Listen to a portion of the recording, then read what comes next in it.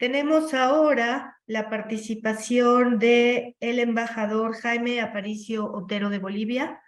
Él es abogado, diplomático de carrera, periodista, profesor en la Universidad George Washington y asesor jurídico y político con base en Washington. El embajador Aparicio Otero ha trabajado en asuntos interamericanos en temas relacionados con el derecho internacional, la democracia, los derechos humanos, el Estado de Derecho, sociedad civil y diplomacia durante más de 30 años. Fue embajador de Bolivia en los Estados Unidos y luego presidente del Comité Jurídico Interamericano de la OEA, en donde previamente trabajó como secretario ejecutivo de la Cumbre de las Américas.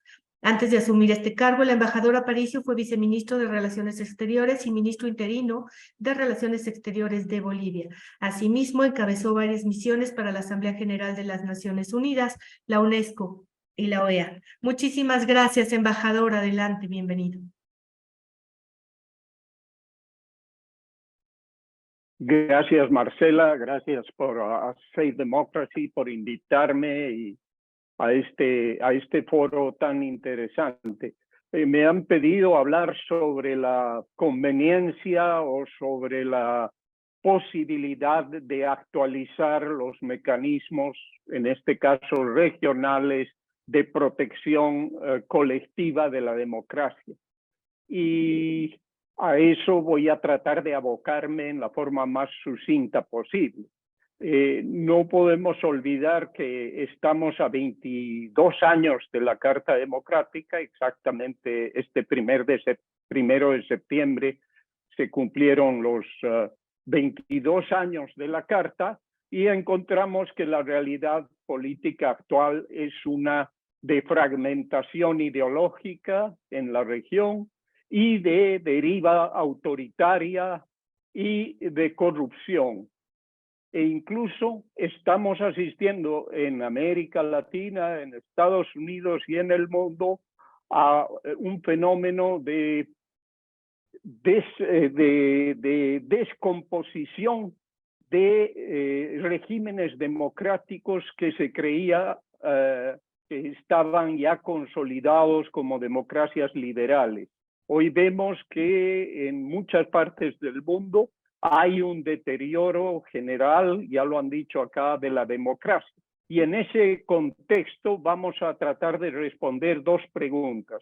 La primera es si cabe la posibilidad de que en los próximos años se generalice un razonable grado de democracia en América Latina, al menos.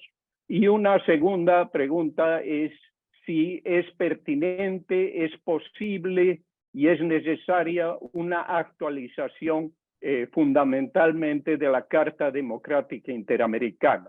Para responder esas preguntas o reflexionar sobre esas dos ideas, vamos a partir de la idea de que los acuerdos interamericanos de protección de la democracia han transformado en estos últimos 20 años, han transformado el principio de no injerencia, que era un principio sagrado en América Latina y sobre todo en México, a este dogma lo han transformado en un deber de injerencia cuando un país viola las reglas del juego democrático.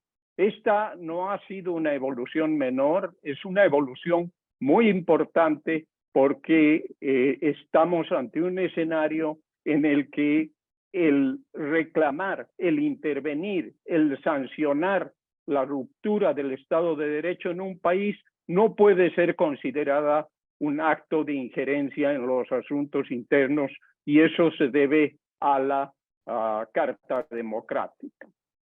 Ahora, esta carta es la culminación de un proceso de evolución de la defensa colectiva de la democracia en la región que empieza con la modificación el año 85 de la Carta de la OEA, cuando se introducen los conceptos de promoción y defensa de la democracia representativa.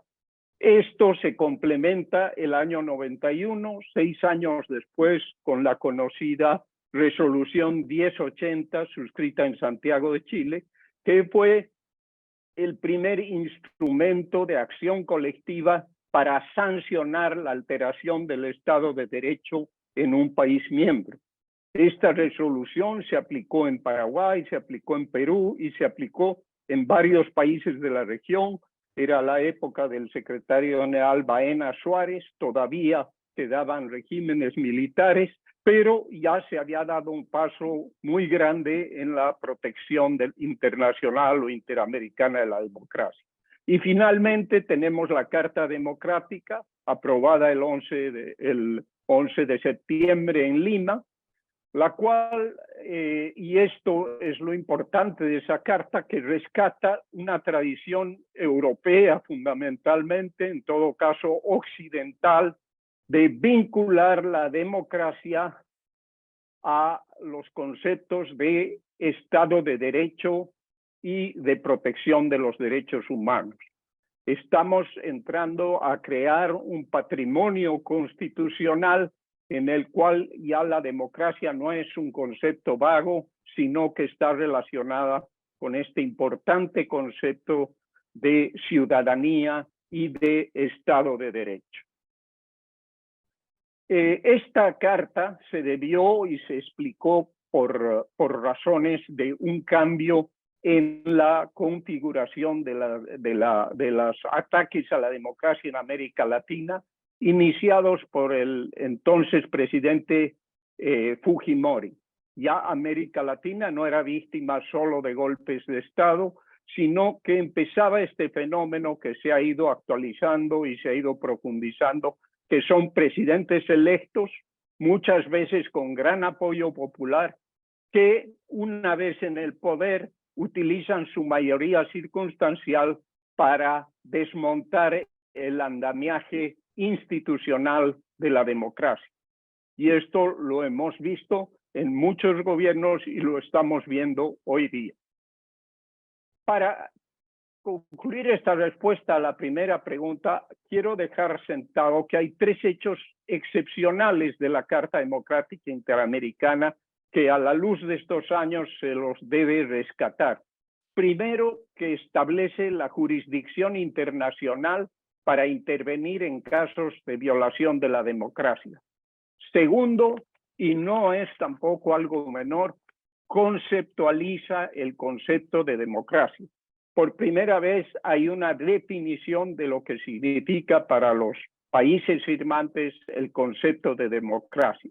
Y en tercer lugar, define los elementos esenciales de la democracia que ya habían sido aprobados el año 59 en una reunión de ministros de Relaciones Exteriores en Chile y que tienen que ver con los elementos